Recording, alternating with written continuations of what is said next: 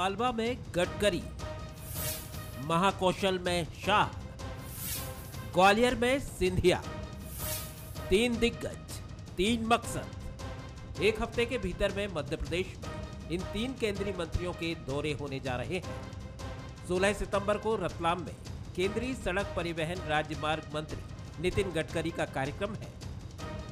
18 नवंबर को केंद्रीय गृह मंत्री अमित शाह जबलपुर आ रहे हैं, तो वहीं 22 सितंबर को ग्वालियर चंबल में केंद्रीय उड्डयन मंत्री ज्योतिरादित्य सिंधिया का दौरा है। यानी मालवा, महाकौशल और ग्वालियर चंबल में एक हफ्ते राजनीतिक हलचल तेज रहेगी। बीजेपी और प्रदेश सरकार भी इसमें शरीक होंगी। अरे हम प्रवास करेंगे, इसमें डर किस बात का है?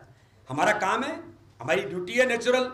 आज हमें गर्व है कि नितिन जी के नेतृत्व में इस पूरे देश के अंदर आज सड़कें टूरिज्म बन गई है। अब तो अमित शाह जी इस देश के अंदर 18 तारीख को शंकर शाह रघुनाथ शाह के वो बलिदान दिवस है, जिस पर वो आकर के उस अभियान को प्रारंभ कर रहे हैं, जिसमें हमने कहा है टट्या मामा से लेकर के उन सब लोगों ने जिन्होंने इस आजादी के लिए, इस देश की आजादी के लिए अपनी आहुति दी, जनजातीय क्षेत्र के उन लोगों ने, उन महान पुरुषों ने, हम उनका गौरव दिवस 15 तारीख को मनाएंगे, 15 नवंबर। और ग्वालियर तो उनकी नगरी है और पहली बार केंद्रीय मंत्री बनकर आ रहा है। ये हम सबकी जिम्मेदारी है कि हम जो देश के प्रधानमंत्री जी ने जो निर्णय लिया है, उन्हें केंद्रीय मंत्री बना रहे हैं, वो बन के आ रहे हैं। तो ये सम्मान ज्योतिरादित्य सिंधिया जी के साथ हमारे देश के प्रधानमंत्री का सम्मान होगा। अब जरा इन 3 दिग्गजों के दौरे को अलग अलग करके देखें तो इसमें छिपी रणनीति उजागर भी दिख जाती है। तीनों केंद्रीय मंत्रियों के दौरे बेहद योजनाबद्ध तरीके से बनाए गए हैं। मालवा में रोड इंफ्रास्ट्रक्चर की बात होगी, फिर महाकौशल में आदिवासी वोट बैंक पर नजर होगी और ग्वालियर चंबल में बाढ़ प्रभावितों पर ध्यान होगा। वैसे यहाँ तो कांग्रेस के युवा नेता जयवर्धन सिंह भी सक्रिय दिखे हैं, इसलिए यहाँ शाही सियासत की छाप भी नजर आएगी। वैसे कांग्रेस का इन दौरों को लेकर क्या कहना है, जरा ये भी सुन लीजिए। कहता हूँ कांग्रेस की सरकार फिर से बनेगी। उस भय के कारण ये लोग अभी से अपनी तैयारी कर रहे हैं विधानसभा की, क्योंकि अभी जो सरकार चल रही है वो भी कोई निर्वाचित, जनता द्वारा निर्वाचित सरकार तो नहीं है। एक कांग्रेस के माननीय विधायकों को तोड़कर, जोड़कर, धन बल के आधार पर या अन्य आधार पर इन्होंने इकट्ठा किया और हमारी सरकार को गिरा दिया। तो आज भारतीय जनता पार्टी के नेताओं में, उनके हाईकमान में इस बात का पूरा भय है और इस भय के कारण ये लोग दौरे कर रहे हैं। प्रदेश में लगातार होने वाले बीजेपी दिग्गजों के दौरे पर जानकार मानते हैं कि ये चुनावी समीकरण की आउटलाइन है। बीजेपी ने भी इसे अच्छे से डिजाइन किया है। पहले केंद्रीय मंत्रियों की जन आशीर्वाद यात्रा निकली, अब केंद्रीय मंत्री अलग अलग जगह दूसरे कार्यक्रम करते दिखेंगे। इतना ही नहीं, 17 सितंबर को पीएम मोदी का जन्मदिन भी है। उनके जन्मदिन को बीजेपी सेवा सप्ताह के रूप में मनाने जा रही है। अब इतने कार्यक्रम हो रहे हैं तो जनमानस पर किसकी छाप होगी, ये बतलाना फिलहाल कठिन है।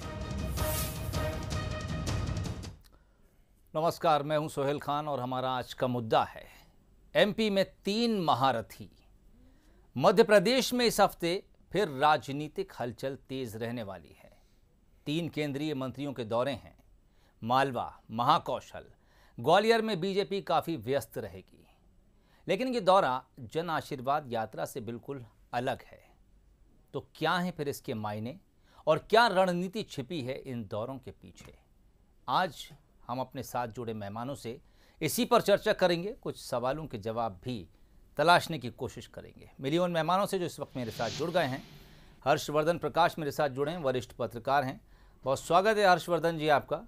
स्टूडियो में इस वक्त मेरे साथ आशीष अग्रवाल साहब स्क्रीन पर नज़र आ रहे हैं, बहुत स्वागत है। बीजेपी प्रवक्ता हैं। फिरोज सिद्दीकी साहब आज नमस्कार, उनको काउंटर करेंगे, कांग्रेस प्रवक्ता हैं। आपका भी बहुत स्वागत। तीनों मेहमानों का बहुत स्वागत। शुरुआत जैसा कि आमतौर पर हमारे प्रोग्राम का रिवाज है, वरिष्ठ पत्रकार जो हमारे साथ जुड़ते हैं उनकी ओपनिंग कमेंट के साथ करते हैं। हर्षवर्धन जी, 3 बड़े इलाके, 3 बड़े चेहरे और मध्य प्रदेश में सियासी हलचल, इन 3 दौरों को आप एक महज इत्तेफाक के तौर पर देखते हैं या फिर आपको लगता है कि नहीं, ये सियासी जमावट शुरू हो गई है आने वाले उपचुनाव के लिए जो रफ्तार पकड़ेगी शायद 2023 तक?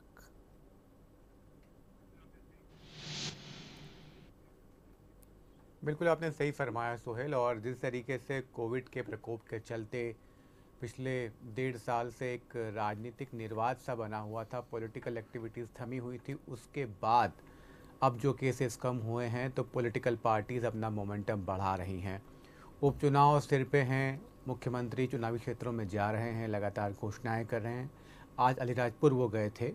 इसी के साथ केंद्रीय मंत्रियों का आना और गडकरी जो कि इंदौर में कल तकरीबन 10,000 करोड़ की सड़क परियोजनाओं का शिलान्यास और लोकार्पण करने जा रहे हैं, बहुत बड़ी सौगात मध्य प्रदेश के लिए। ये दिखाता है कि बीजेपी एक किस्म से पॉलिटिकल अनलॉक कर रही है मध्य प्रदेश में और उपचुनावों की ओर निगाह है। ये मोमेंटम बीजेपी चाहेगी कि जो 2023 का चुनाव है वहाँ तक बना रहे, क्योंकि एक बड़ी बात ये समझने वाली है कि भाजपा के पास काम करके दिखाने के लिए अब मुश्किल 2 साल बचे हैं। नवंबर 2023 में चुनाव जो प्रस्तावित है मध्य प्रदेश के, तो अगर भाजपा को विकास के मुद्दे पे चुनाव लड़ना है और जनता के मन में दोबारा जगह बनानी है 2023 के लिए, तो उसको काम करके दिखाने होंगे। और आप देखें कि सिंधिया ने महज कुछ ही समय में बहुत सारी सौगातें मध्य प्रदेश को दी हैं, पिटारा खोल दिया है उड्डयन क्षेत्र का, तो ये दिखाता है कि चुनाव पे निगाह है। ठीक, मैं लौटता हूँ आपके पास दोबारा और आशीष अग्रवाल साहब से कुछ इस तमाम दौरे को लेकर उनका मत भी जान लेता हूँ। आशीष साहब, बहुत बारीकी के साथ, बहुत सफाई के साथ और बड़ी रणनीति के साथ बीजेपी इन दौरों का जाल जैसा पूरे मध्य प्रदेश में बुन रही है और यकीनन जो पार्टी राजनीतिक तौर पर सियासी मैदान में ज़मीन पर नज़र आती है वो आगे ज़रूर कहीं फ़ायदा उठाती है। लेकिन एक बात और जो हर्षवर्धन साहब ने कही कि समय यकीनन अब बीजेपी के पास कम है। जब से सत्ता में आए उसके बाद से पूरी दुनिया ने कोरोना का ऐसा काल देखा जब सब कुछ ठहर गया था और अब जब हम दूसरी लहर को बहुत साफ तौर पर बीट कर चुके हैं, यहाँ से पॉलिटिकल अनलॉक की बात हर्षवर्धन कह रहे हैं, समय कम है। क्या हम ये देखेंगे आने वाले समय में कि बीजेपी के भीतर ये धार और भी तेज नजर आएगी? आशीष साहब, देखिए, ये सक्रियता और ये लाइवलीनेस ये भारतीय जनता पार्टी में आपको सदैव दिखती है। कोरोना की इन 2 लहरों ने इन चीज़ों को वर्चुअली ज़्यादा किया, परंतु अब एक्चुअली आपको दिख रही है तो इसमें रणनीति नज़र आती है। तो मुझे लगता है ये हमारी संगठनात्मक क्षमता है और जो नेता, नीति और नियत, इन तीनों शब्दों की जब हम बात करते हैं तो उसको आप इन दौरों से समझ सकते हैं। देखिए, दौरों में अंतर होता है, ये सिर्फ राजनीतिक दौरे नहीं है। अगर गडकरी जी आ रहे हैं तो हज़ारों करोड़ों रुपए की सौगात लेके मध्य प्रदेश में आ रहे हैं, प्रासंगिक दौरे हैं। अगर सिंधिया जी पहली बार मंत्री पद का दायित्व लेने के बाद अपने अगर गृह क्षेत्र में आ रहे हैं तो ऐसे खाली हाथ नहीं आ रहे हैं जैसे कमलनाथ और दिग्विजय सिंह जी घूमते हैं। वे लेकर आ रहे हैं एक पिटारा जो उन्होंने अपने मंत्री पद के दायित्व के बाद मध्य प्रदेश को नई फ्लाइट्स के तौर पे दिया। और निश्चित ही अगर माननीय अमित शाह जी आएंगे, देश के गृह मंत्री आएंगे, तो कांग्रेस के उस आदिवासी समाज को ढकने के ढकोसले पे एक तमाचा सा मारते नजर आएंगे, जो उन्होंने इस देश के 70 सालों के राज में जो आदिवासी समाज के, जनजाति समाज के गौरव थे, शंकर शाह और रघुनंदन शाह, उन तक को याद नहीं रखा। तो भारतीय जनता जो काम करती है, पार्टी जो काम करती है, उसमें एक प्रासंगिकता होती है, उसमें समाज में बदलाव लाने का प्रयास होता है और एक अंत्योदय की विचारधारा को साकार करने की नीति होती है। ठीक, जवाब शायद फिरोज सिद्दीकी साहब इसका बेहतर दे पाएंगे। फिरोज सिद्दीकी साहब, एक तो बीजेपी की सरकार मध्य प्रदेश में है और इसमें कोई दो राय नहीं या कोई दो मत नहीं कि केंद्र में भी बीजेपी सरकार होने से उनको सत्ता का जो फ़ायदा है वो 2 गुना हो जाता है। लेकिन जिस तरह से आशीष अग्रवाल साहब कह रहे थे कि अगर मंत्री आ रहे हैं तो आप सिर्फ इसे राजनीति के एंगल से ना देखिए, दरअसल वो जब आ रहे हैं तो अपने साथ ढेर सारी सौगातें लेकर आ रहे हैं और यकीनन अगर सड़क बनती है तो चाहे उस पर कोई बीजेपी वाला हो या कोई कांग्रेस वाला हो, सभी को फ़ायदा मिलता है। प्रदेश की 7.5 करोड़ जनता जब ये देखती है कि हमारे काम की बात हो रही है या फिर हमारे लिए कोई ऐसा काम जो आने वाली पीढ़ियों तक को फ़ायदा पहुंचाएगा, तो ऊंट जो है उस करवट बैठने लगता है। ऐसे में दोहरी चुनौती हो जाती है कांग्रेस के लिए। एक तो ये कि आपको सत्ताधारी पार्टी से लड़ना है, दूसरी उस दल से लड़ना है जिसका सपोर्ट केंद्र से है, और तीसरी बात ये कि चाहे जितना बड़ा चेहरा हो, सियासी ज़मीन पर नज़र आता है। देखिए, ऐसा है कि भारतीय जनता पार्टी कहती है कि वो डबल इंजन की सरकार है, तो डबल इंजन की सरकार से जनता के बहुत सारे प्रश्न हैं जिनको जवाब भारतीय जनता पार्टी को देना है। मैं तो हर्षवर्धन जी की बात से सहमत हूं कि ये जो चुनावी दौरे हैं, जिस तरीके से जो उपचुनाव हैं, इसको लेकर भारतीय जनता पार्टी मोमेंटम बना रही है। तो हालात जो हैं, इतना भारी जन आक्रोश है कि भारतीय जनता पार्टी को अपने केंद्रीय नेताओं को, जिनको कहते हैं ना उनके ट्रम्प कार्ड्स, उनको नीचे ज़मीन पर उतारना पड़ रहा है कि किसी तरीके से मध्य प्रदेश सरकार की जो एंटी इनकम्बेंसी है उसको हम रोक सकें। तीनों मंत्री आ रहे हैं, बहुत अच्छी बात है, आना चाहिए। इससे पहले गडकरी जी 10,000 करोड़ की सौगात दे रहे हैं मध्य प्रदेश को। कमलनाथ जी ने तो अकेली 25,000 करोड़ की सौगात दी थी। और उसके बाद भी टोल देना, ये मतलब 1 किलोमीटर चलिए और 2 रुपये दीजिए पर किलोमीटर के हिसाब से। रघुनाथ शाह और जितनी भी वो मूर्तियाँ लगा रहे हैं, और तो ये घोषणाएं कमलनाथ जी की थी। और अच्छा है, हम भारतीय जनता पार्टी उस दिन ये भी बताएगी जबलपुर में कि उनके कौन कौन लोग थे जिन्होंने आज़ादी के आंदोलन में अपना गला कटवाया था और फांसी पर चढ़े थे। ये भारतीय जनता पार्टी जवाब देगी। और मैं समझता हूँ कि अमित शाह जी इस बात की जानकारी देंगे।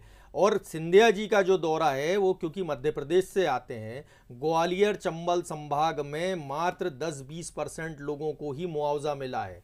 त्राहिमाम में लोग नाम बताएं, एक अपनी सूची वहाँ से जारी करें वो 22 सितंबर को कि इतने लोगों को हमने मुआवजा दे दिया, इतने लोगों के मवेशी के जो था उसका मुआवजा मिल गया, इतने लोगों को फसल मुआवजा मिल गया। हमारी किसान कांग्रेस कल से आज से ही आंदोलनरत है पूरे चंबल संभाग में। तो ये सारी जानकारियाँ ली जाएंगी। जो वो फ्लाइट्स की बात कर रहे हैं तो वो स्पाइस जेट के हैं, जेट एयरवेज चालू हो रहा है, हमारा इंडिगो की हैं, एयर इंडिया तो आप बेचे दे रहे हैं, जो जनता का था, जो जिसके आप मंत्री थे, या आपका जो एयरपोर्ट्स हैं वो आप बेचे दे रहे हैं। जितने ये प्रॉफिटेबल एयरपोर्ट्स हैं वो सारे बेचे जा रहे हैं। तो इन सारे जवाबों का जवाब सरकार से लिया जाएगा कि ये जो डबल इंजन की सरकार के बाद भी हमारे यहाँ वैक्सीनेशन ड्राइव नहीं चल पा रहा, लोग आत्महत्या कर रहे हैं बेरोजगारी को लेके, हर मोर्चे पे जो है सरकार विफल है।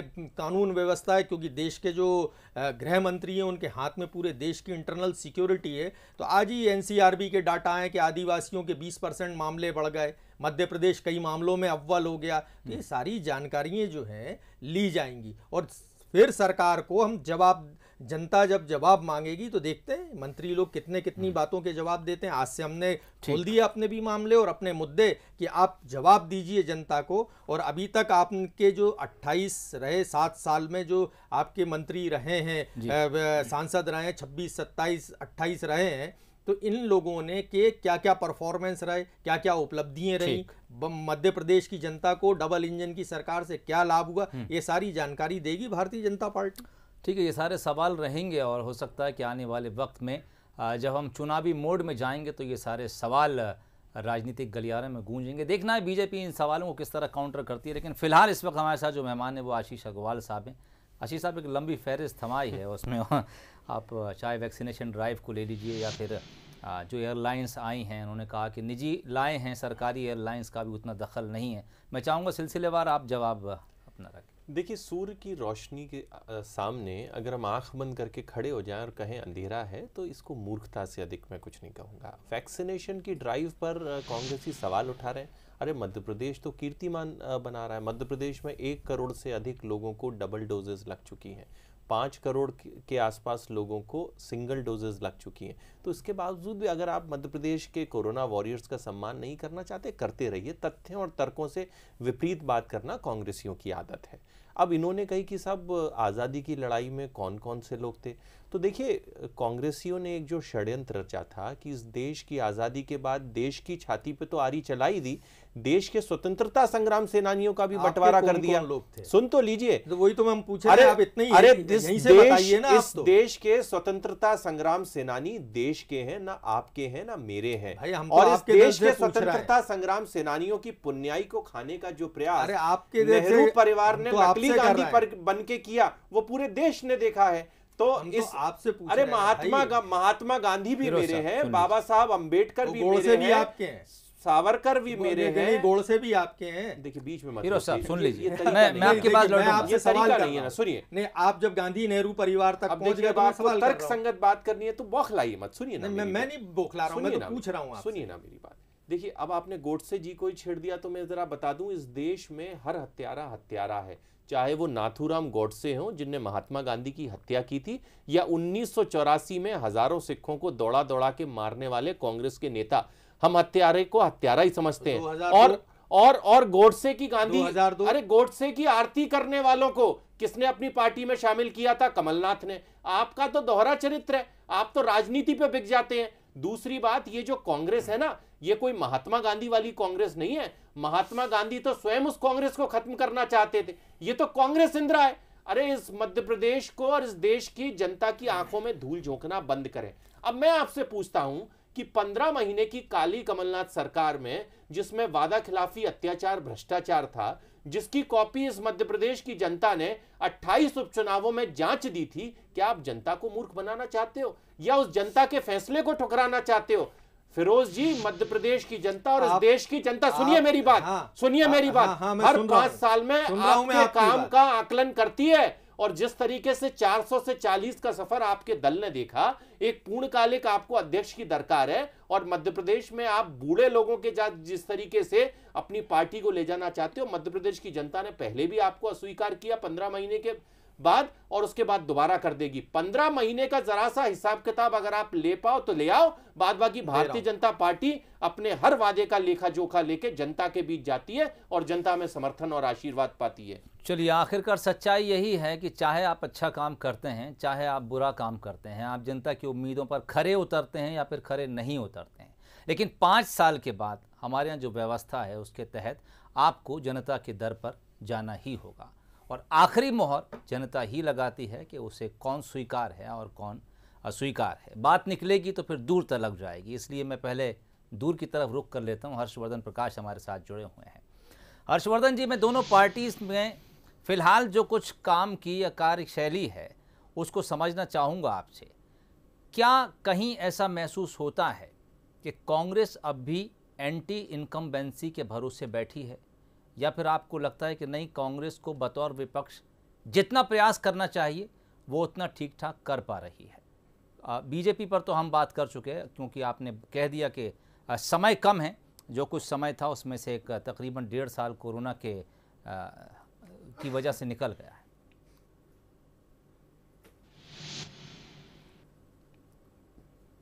देखिए, कांग्रेस की उम्मीदें अभी भी लगता है कि कमलनाथ पे टिकी हुई हैं, और कमलनाथ ही 2023 में चेहरा हो सकते हैं। कांग्रेस का ऐसे संकेत भी दिखाई देते हैं अब तक।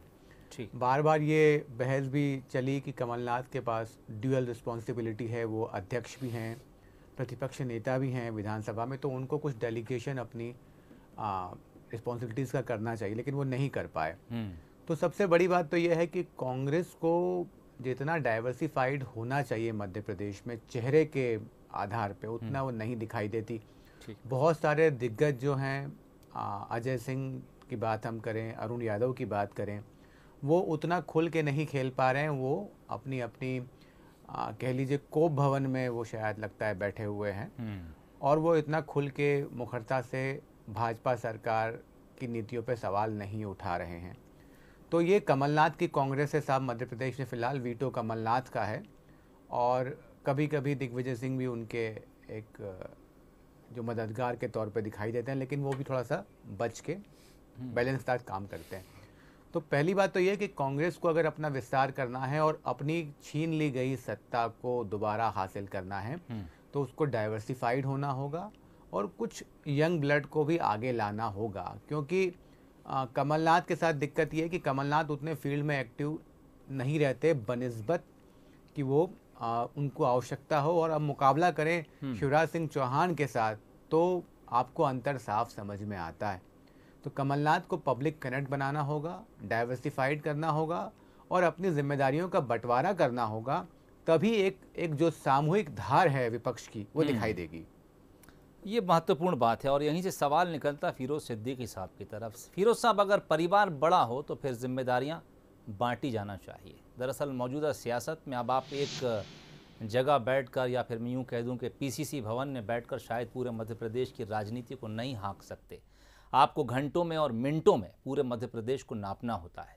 बीजेपी के नेताओं की अगर बात करें, हालांकि आशीष अग्रवाल साहब यहाँ बैठे हैं इसलिए मैं ये बात नहीं कह रहा हूँ, आप कहें तो मैं उंगलियों पर वो तमाम नाम और वो तमाम दौरे गिना सकता हूँ। जब एक एक दिन में कई कई जगहों के दौरे हो जाते हैं, हज़ारों लोगों से फेस टू फेस मुलाकात हो जाती है, चाहे वो सरकारी दौरा हो या फिर संगठन के तौर पर दौरा हो। लेकिन जिस पॉइंट को हर्षवर्धन प्रकाश उठा रहे हैं, डाइवर्सिफाइड, ये चीज़ कमी नज़र आती है। युवा चेहरे की बात की, मुझे याद आया कि बहुत दिनों से जीतू पटवारी का ना कहीं जिक्र देखने को मिला, न सुनने को मिला। कभी कभी दिग्विजय सिंह बोल देते हैं, लेकिन वो सीनियर कैटेगरी के हैं। कभी कभी सज्जन सिंह वर्मा का कोई बयान सामने आ जाता है, लेकिन ये वो चेहरे हैं जो कमलनाथ की आभा के बीच कहीं छोटे या फिर छुपे हुए नजर आते हैं। ज़्यादा चेहरे, ज़्यादा मेहनत, जिसकी ज़रूरत, जिसकी दरकार कांग्रेस मध्य प्रदेश में महसूस करती है, वो कमी कहीं नज़र आती है। देखिए, कोई भी विपक्ष होता है वो सरकार को घेर लेता है। अभी आदिवासी का एक मामला बिस्टान का आया, सरकार को हमने झुकाया, सरकार ने एसपी को बदला, वहाँ से सरकार को मुआवजे की घोषणा करनी पड़ी, सरकार को एक उच्च स्तरीय जांच की घोषणा करना पड़ी। और ये किसकी वजह से हुआ? कांग्रेस की वजह से। कन्हैया लाल के साथ हुई मॉब लिंचिंग, क्या किया? मंत्री तो 15 महीने की 304 वो भी दे रहा हूँ काली कमलनाथ सरकार बिल्कुल बिल्कुल वो भी दलितों और जनजाति के साथ अत्याचार हुआ, आप ये तो बता दें। अरे आपकी सरकार में तो मध्य प्रदेश की शिवराज सरकार में करी, उसका क्रेडिट आप कैसे ले सकते हो? रुक जाइए, मध्य प्रदेश में कानून का राज है, सुशासन है, कानून अपना काम कर रहा है, संवेदनशीलता से मुख्यमंत्री जी, अरे आप मुख्यमंत्री जी मुआवजा घोषित कर रहे हैं, मैं बोलना शुरू करूं?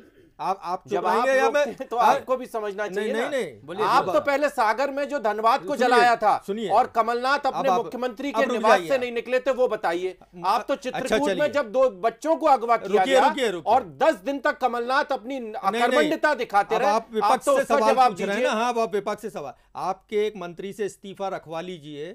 जो सकलेचा जी हैं वो 304 का मुकदमा लगवा के आए थे, हमारे कांग्रेसी खड़े हुए जब 302 का तर्क नहीं है, ये तर्क नहीं है, नहीं तर्कशीलता से ही बात। अरे हम बहुत नहीं, हम आपके सीधा आरोप लगा रहे हैं, वो मानहानि लगाए, मैं उनको सबूत रख दूंगा, मैं तो चैलेंज कर रहा हूं उनको आपके सामने कुछ भी। और आप नेमावर में क्या हुआ? आपके विधायक और आपके विधायक के लोग, आपके विधायक के लोग कौन गया? दतिया में शहजाद हत्याकांड कौन गया? आपके पार्टी के, हमको जवाब दीजिए, आपके पार्टी के जिलाध्यक्ष के बेटे ने किया। आप अल्पसंख्यक समाज से हो, आप एक साल मुझे ये बताइए, आपकी पार्टी के नेता ने मारा, मुझे ये बताइए 20% क्यों बढ़ गए? समाज के व्यक्ति हो, मुझे ये बताइए क्यों नहीं उठाई? अरे आपके दोहरा चरित्र है। मैं देखिए, नरसिंहगढ़ में मुबीन को फिरोज साहब बेटी को छेड़ता है और आप चुप रहते हैं। आशीष साहब, फिरोज साहब, दरअसल जिन घटनाओं का जिक्र आशीष साहब आप कर रहे हैं, फिरोज सिद्दीकी साहब आप कर रहे हैं, मान लीजिए कहीं हत्या भी हुई है, राजनीतिक हत्या नहीं है, इसलिए आप किसी पार्टी पर सवाल खड़े नहीं कर सकते। कानून व्यवस्था का मुद्दा 30 सेकंड लूंगा, सदियों से, 30 सेकंड लूंगा, जब से 30 सेकंड लूंगा, 30 सेकंड लूंगा मैं बस 30 सेकंड। सोहेल जी, जब मंत्री किसी चीज में, ये दतिया में आपका मंत्री क्यों शामिल था इस मामले में? अगर अल्पसंख्यक के बेटे को मारता है तो ये कांग्रेस कार्रवाई करिए, नहीं करते। नहीं तो हम कह रहे हैं कार्रवाई। एक ऐसा अपराधी बताते हो जो कार्रवाई करोगे, ये बताओ। परंतु आप जिस तरीके से वेमनस्टर फैलाना चाहते हो, आप आपके मंत्री पे कार्रवाई करना चाहते हो, वो नहीं चलेगी फिरोजी। ये बताइए, आप दतिया हत्याकांड पे क्यों चुप थे? आप कार्रवाई हुई वो सलाखों के पीछे, मगर कांग्रेस का ट्विटर उस पे क्यों शांत रहता है? कमलनाथ क्यों शांत रहते हैं? अगर वो अपराधी कांग्रेस राज्य में, आप ये बताइए, अगर राज्य में कहीं, अगर मुबीन खान अगर लव जिहाद करता है, बेटी को छेड़ता है, तो आपको बात करनी पड़ेगी ना। आपको इस टॉपिक पे ठीक। अरे हम सब पे बात कर रहे हैं। फिरोज साहब, आशीष साहब, फिरोज साहब, आशीष साहब, फिरोज साहब, क्यों चुप है? आशीष साहब, शहजाद हत्याकांड पे फिरोज साहब, आशीष क्यों साहब, चुप है? सभी अब वो बहुत, अगर हम एक एक नाम से एक एक घटना का जिक्र करेंगे तो शायद फहरिस्त बहुत लंबी होती चली जाती है। चाहे सोहेल भाई विषय सिलेक्टिविज्म का है, मैं इसलिए कह रहा हूँ, बिल्कुल मैं किसी और अपराध जा रहा था, ये किसी और मुद्दे पे है। सरकारें चाहे जो रही, जहां अपराध होना है वहां हमने देखा कि अपराध होते हैं, लेकिन सरकारों की जिम्मेदारी है कि कानून व्यवस्था को बनाकर आरोपी को पकड़ा जाए, जो दोषी साबित होते हैं उन्हें सख्त से सख्त सजा दिलाई जाए। राजनीतिक हत्या अगर होती है तब हम किसी पर सवाल उठा सकते हैं। बताइए, आप विपक्ष, बच्चियों के मामा जो है, ठीक है, उनके राज में नहीं, ठीक है, दरअसल मेरे पास समय कम है, इसलिए मैं अपनी बात को खत्म करना चाहूंगा। फिर किसी दिन हम इस मुद्दे पर बैठेंगे तो चर्चा होगी। लेकिन कांग्रेस अगर सवाल पूछती है तो ये उसका अधिकार है, चूंकि वो विपक्ष में है। लेकिन अगर आशीष अग्रवाल साहब फिरोज सिद्दीकी का जवाब देते हैं तो ये भी जायज़ है, क्योंकि वो सत्ता की तरफ से यहाँ पर रिप्रेजेंट कर रहे हैं। आप तीनों मेहमानों का बहुत शुक्रिया, हर्षवर्धन साहब आपका, फिरोज सिद्दीकी, आशीष अग्रवाल साहब। तो मध्य प्रदेश आज का मुद्दा में फिलहाल इतना ही। नमस्कार।